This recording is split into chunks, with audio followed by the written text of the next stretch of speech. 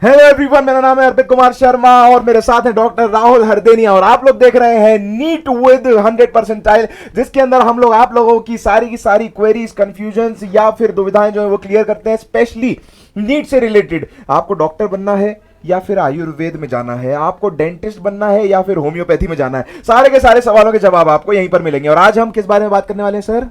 BHMS। Okay, तो आज हम लोग बात करने वाले हैं BHMS के बारे में, जिसका फुल फॉर्म जो है वो भी सर ही बताएंगे और आगे की बातें भी हम सर से ही पूछेंगे। जी, इसका अगर फुल फॉर्म की बात करूं अर्पित जी, तो फुल फॉर्म होता है bachelor of homeopathy medicine and surgery.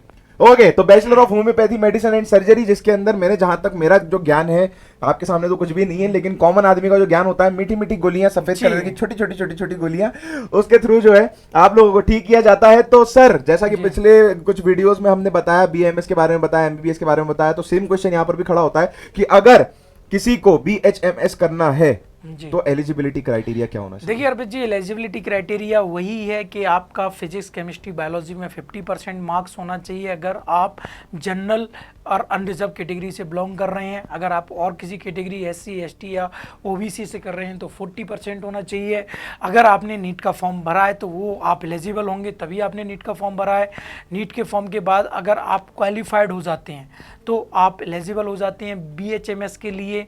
अगर मैं यहाँ पर क्लियर कर दूँ, क्वालिफाइड का मतलब है कि आपका स्कोर 50% हुआ है तो आप क्वालिफाइड की कैटेगरी में आएंगे, उसके बाद आप एलिजिबल हो जाएंगे BHMS। ओके, तो एलिजिबिलिटी का क्राइटेरिया जो है इन्होंने बता ही दिया है कि 50% से ज्यादा अगर आपका स्कोर आता है नीट के अंदर तो आप जो है 50% से ज्यादा अगर आता है तो आप नीट के लिए बोल रहा हूं, BHMS के लिए आप क्वालिफाइड हो जाएंगे, आप उसके अंदर एलिजिबल हो जाएंगे और आगे आप इसमें अपना स्कोप जो है वो देख सकते हैं, करियर जो है बना सकते हैं। अगर सर हम यहाँ पर इसके एडमिशन प्रोसेस की बात करें तो कोई अलग इसमें जैसे MBBS में होता है उसी की तरह, या BAMS की हमने बात करी उसकी तरह इसमें कुछ अलग से कोई एडमिशन प्रोसेस रहता है? देखिए अर्पित जी, मैं आपको क्लियर कर दूं कि जब आपका नीट का रिजल्ट आ जाएगा, आप नीट में क्वालिफाइड हो जाएंगे, तो यहाँ पर आपको आयुष मंत्रालय की जो साइट है उस पर जाके काउंसलिंग करनी है।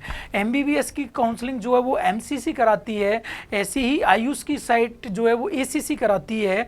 तो इसके लिए आपको जो वेबसाइट है उसका लिंक डिस्क्रिप्शन में हम लोग दे देंगे, आपको उस लिंक पर जाके अपनी काउंसलिंग करानी है। काउंसलिंग में वही 4 स्टेप होते हैं। पहला स्टेप में आपको रजिस्ट्रेशन कराना है, दूसरे स्टेप में आपको फीस पे करना है, तीसरे स्टेप में आपको चॉइस फिलिंग एंड लॉकिंग करना है और 4th स्टेप में आपको अलॉटमेंट हो जाएगा। जब आपको अलॉटमेंट हो जाएगा आपको रिपोर्टिंग करना है। चलिए, तो ये 4 स्टेप्स है जिस तरीके से आप जो है अपना सिलेक्शन या अलॉटमेंट जिसे बोलते हैं वो करवा सकते हैं। अच्छा, मैं आपसे ये पूछना चाह रहा था सर कि इसके अंदर अगर अपन BHMS के अंदर अपना करियर अगर बनाने का सोच रहे हैं तो पहली चीज तो ये कि सर क्या इसके अंदर भी प्राइवेट कॉलेजेस और गवर्नमेंट कॉलेजेस अलग अलग होते हैं? जी बिल्कुल अर्पित जी, इसके अंदर भी गवर्नमेंट कॉलेज, प्राइवेट कॉलेज होते हैं और इसकी भी दोनों काउंसलिंग होती हैं, ऑल इंडिया काउंसलिंग और स्टेट वाइज काउंसलिंग।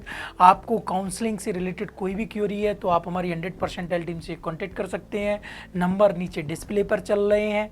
और अगर मैं बात करूं कि गवर्नमेंट कॉलेज का फीस स्ट्रक्चर क्या होता है, जो एक बड़ा फैक्टर होता है बच्चे के लिए। अगला क्वेश्चन मेरा यही होने वाला था, सर ने मुझे पकड़ लिया आजकल। हाँ तो अर्पित जी, मुझे पता है कि आप जो पूछोगे उससे अच्छा है कि मैं बिल्कुल सही बात है, बच्चों के लिए अच्छा है ये। हाँ, बच्चों के लिए अच्छा है कि जो गवर्नमेंट कॉलेज है बेटा, उसका जो फीस स्ट्रक्चर है वो 35,000। मैं फिर बोल रहा हूँ आपको, ये जो फीस स्ट्रक्चर है ये state to state, college to college very करता है।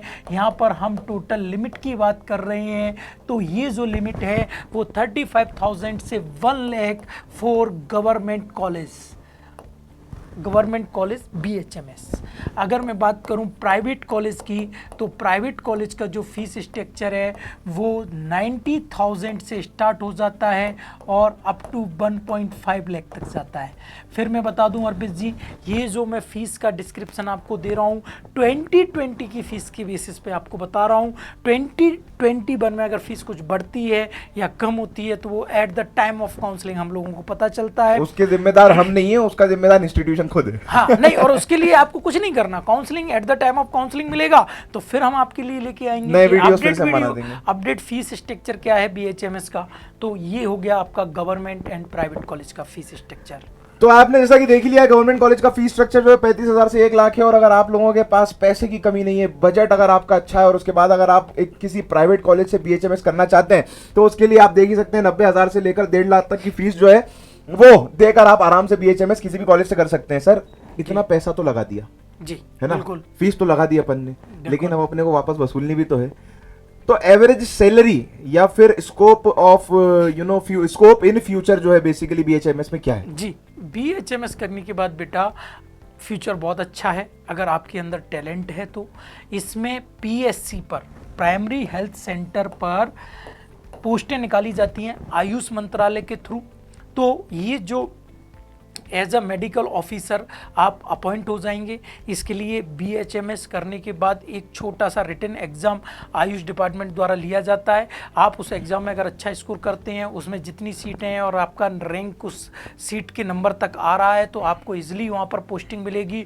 और वो पोस्टिंग आपकी होगी as a MO medical officer. और इसकी सैलरी इक्विवेलेंट टू MBBS होती है, मतलब इसकी स्टार्टिंग सैलरी होती है अपनी 45,000, जो कि आगे बढ़ती जाती है।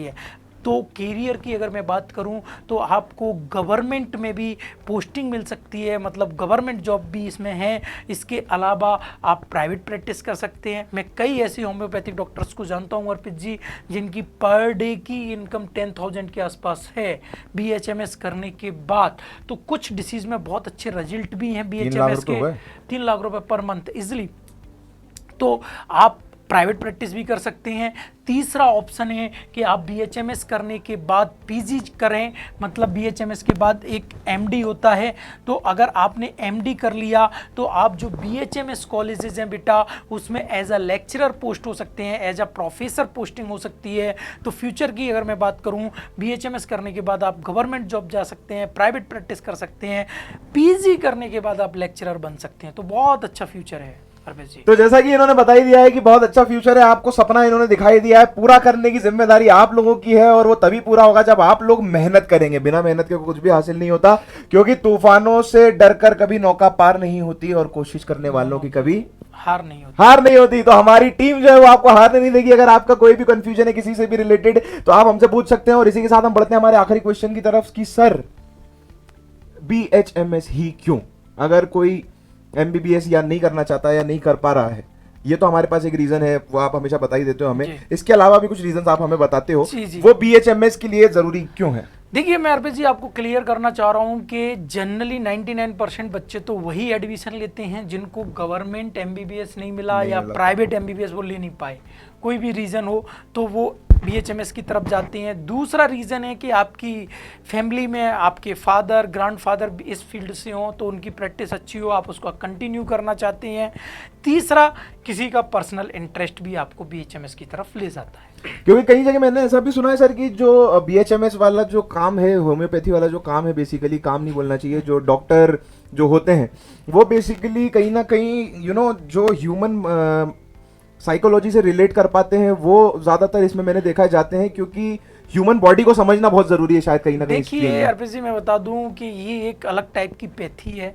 अगर मैं अपनी बात करूं तो मैं MBBS डॉक्टर हूं, तो मैं एलोपैथी से ट्रीट करता हूं। ऐसे ये होम्योपैथी है, इसका कॉन्सेप्ट बिल्कुल अलग है। और ये जो कॉन्सेप्ट है इसके लिए आपको BHMS ही करना पड़ेगा। पर हाँ, सरफेसली मैं बात कर लूँ, इसमें हिस्ट्री बहुत इंपॉर्टेंट करती है। इसकी टैबलेट या इसका treatment person to person very कर जाता है। तो कहीं ना कहीं वो पूरा ह्यूमन की कि भाई उसको कोल्ड में ज़्यादा प्रॉब्लम आती है या हॉट टेम्परेचर में ज़्यादा प्रॉब्लम आती है, बहुत सारे पैरामीटर्स हैं, वो तुम BHMS करोगे तो कुछ समझ जाओगे। जैसे हम लोग आयुर्वेद में कहते हैं वात पित्त और कफ वाला सिस्टम, ऐसा इनका अपना खुद का एक स्ट्रेटजी है, उसके बाद ही ये मेडिसिन डिसाइड करते हैं। ओके, तो जैसा कि आप लोगों ने यहाँ पर देखा, हम लोग बात कर रहे थे BHMS के बारे में। आशा करता हूँ कि आप लोगों को सारे के सारे सवालों के जवाब एक इम्पोर्टेंट सवाल अर्पित जी आप भूल गए। अच्छा, इम्पोर्टेंट सवाल मैं भूल गया, क्या बात कर रहे हैं, बताइए कौन सा? हाँ, क्वेश्चन ये है कि कब मिलेगा नीट में, कितने मार्क्स पर मिलेगा? अरे हाँ, वो शिट मैन, ये तो मैं भूल ही गया था। ओके, तो नीट पर कौन से और कितने मार्क्स पर ये जो है आपको गवर्नमेंट कॉलेज और प्राइवेट दोनों कॉलेज? अगर मैं बात करूं BHMS गवर्नमेंट कॉलेज की, तो बेटा इजिली आपको 350 to 550 के बीच में इजिली गवर्नमेंट कॉलेज BHMS मिल जाएगा। और अगर आपके मार्क्स 250 से ज़्यादा हैं तो या 350 के बीच में है तो आपको प्राइवेट कॉलेज मिल जाएगा। मतलब ये एक्सपेक्टेड कट ऑफ है, अभी रिजल्ट नहीं आया, अभी रैंक नहीं आई, लेकिन जो प्रीवियस ईयर का ट्रेंड रहा है उसके बेसिस पे मैं बता रहा हूँ कि अगर आपका नीट में 350 से ज़्यादा मार्क्स है तो इजीली BHMS गवर्नमेंट कॉलेज मिल जाएगा, और 250 से ज़्यादा मार्क्स है तो इजीली प्राइवेट BHMS कॉलेज मिल जाएगा। तो देखिए, इसको कहते हैं एक्सपर्ट।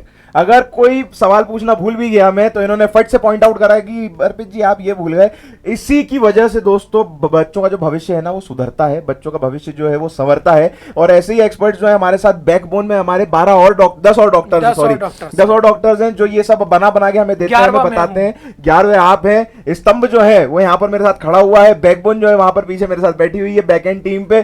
तो ज्यादा से ज्यादा इस वीडियो को शेयर करें, लाइक करें, सब्सक्राइब करें और अपने दोस्तों में इसे फैला दें, क्योंकि हम लोग नीट विद 100% पर आप लोगों के पास आते रहेंगे। और मेरे ख्याल में शायद कोई स्टूडेंट का कॉल भी आ गया है सर के पास।